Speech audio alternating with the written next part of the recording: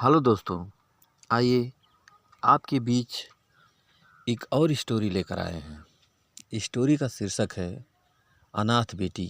यह एक moral story है। तो चलिए आपको हम कहानी की तरफ ले चलते हैं।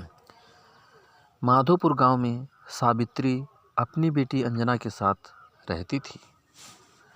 सावित्री के पति का देहांत हो चुका था। सावित्री गांव के जमींदार के घर में काम करके घर का खर्च चलाती थी। वह अंजना को पढ़ा लिखा कर डॉक्टर बनाना चाहती थी, इसीलिए वह बहुत मेहनत से काम करती थी। एक दिन सावित्री ने अंजना से कहा, बेटी मैं काम पर जा रही हूँ। अंजना बाहर खेल रही थी। अंजना ने कहा, माँ आप आज काम पर मत जाओ, मेरे साथ घर पर रहो, आपके बिना मेरा मन नहीं लगता। सावित्री बोली, बेटी काम पर तो जाना ही पड़ेगा, नहीं तो पैसे कहाँ से आएंगे, और फिर पैसे इकट्ठा करके तुझे पढ़ाना है। जब तू पढ़ लिख कर डॉक्टर बन जाएगी, मैं घर पर रहा करूँगी। यह कहकर सावित्री काम पर चली गई। अंजना खेल में लग गई। दोपहर के समय अंजना घर में सो रही थी। तभी किसी ने दरवाज़ा खटखटाया। अंजना ने दरवाज़ा खोला तो सामने पड़ोस में रहने वाले रामू काका खड़े थे। उन्होंने अंजना से कहा, बेटी तेरा कोई रिश्तेदार है जिसे तू जानती हो? अंजना ने पूछा, काका मेरे मम्मी पापा पास के गांव में रहते हैं, लेकिन आप क्यों पूछ रहे हैं? तब रामू काका ने बताया, बेटी तेरी माँ सफाई कर रही थी और वह गिर गई, अब वह हमारे बीच नहीं रही। यह सुनकर अंजना के होश उड़ गए। वह रोने लगी। रामू काका ने बड़ी मुश्किल से उसे चुप कराकर उससे मामा का पता पूछकर एक गांव के एक आदमी को उन्हें खबर देने को भेजा। सावित्री के भाई रमेश ने आकर सावित्री का अंतिम संस्कार किया। उस पत्नी ने अंजना को संभाला। अगले दिन रामू काका और गांव के जमींदार अंजना के घर आए। उन्होंने रमेश से बात की। जमींदार ने कहा, रमेश जी यह बच्ची अब अनाथ हो गई है, इसकी देखभाल आपको करनी होगी।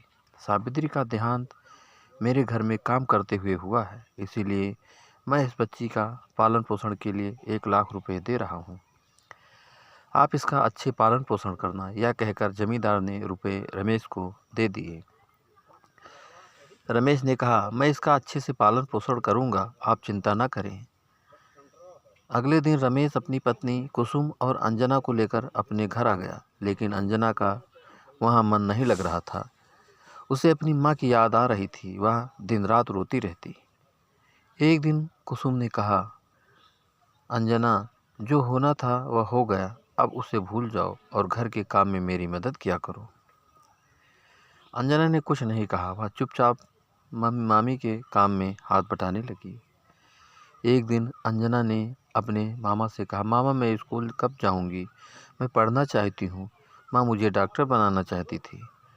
रमेश यह सुनकर गुस्से में बोला, हाँ हाँ तेरी माँ ने तो बहुत पैसा छोड़ा है तेरे लिए जो तुझे स्कूल भेजूं। चुपचाप घर में रहना तो रह, नहीं तो वापस अपने गांव चली जा। रमेश और कुसुम अंजना के पैसे हड़प चुके थे। अब अंजना से पीछा छुड़ाना चाहते थे। कुसुम अंजना से सारे घर का काम करवाती और उसे ठीक से खाना भी नहीं देती थी। अंजना मामी के अत्याचारों से बहुत दुखी हो गई। वह अकेले में रोती रहती। वह अब मामा के घर नहीं रहना चाहती थी। एक दिन वह घर छोड़कर चल दी। वह अपने गांव जाना चाहती थी, लेकिन वहां चलते चलते शहर पहुंच गई। उसे कुछ समझ नहीं आ रहा था कि वह कहां जाए, क्या करे। उसे बहुत भूख लग रही थी।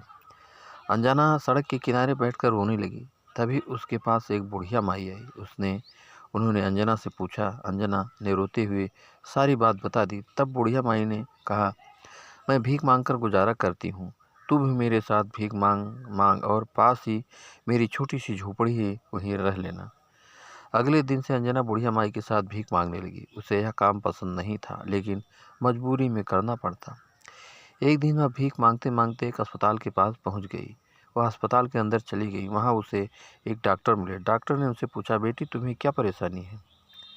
तब अंजना ने कहा, डॉक्टर अंकल मैं बिल्कुल ठीक हूँ, मुझे तो आपके जैसे डॉक्टर बनना है। मुझे डॉक्टर बना दीजिए। यह सुनकर डॉक्टर ने पूछा, बेटी तुम कौन हो और डॉक्टर क्या बनना चाहती हो? अंजना ने सारी बात उन्हें बता दी। उसकी बात सुनकर डॉक्टर उसे अपने घर ले आया। उन्होंने अपनी पत्नी से अंजना के बारे में बात की। उनकी पत्नी की कोई संतान नहीं थी।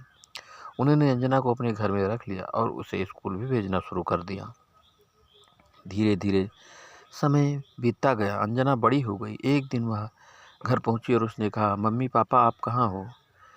डॉक्टर की पत्नी अंजना से पूछा, क्या बात है बेटी, तुम आज बहुत खुश नजर आ रही हो? अंजना ने उनके पैर छुए और कहा, माँ आज मैं डॉक्टर बन गई।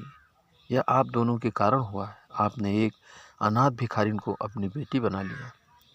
यह कहकर अंजना रोने लगी। डॉक्टर और उसकी पत्नी ने उसे चुप कराया। डॉक्टर ने उससे कहा, बेटी तुम डॉक्टर अपनी मेहनत से बनी हो, हमने कुछ नहीं किया।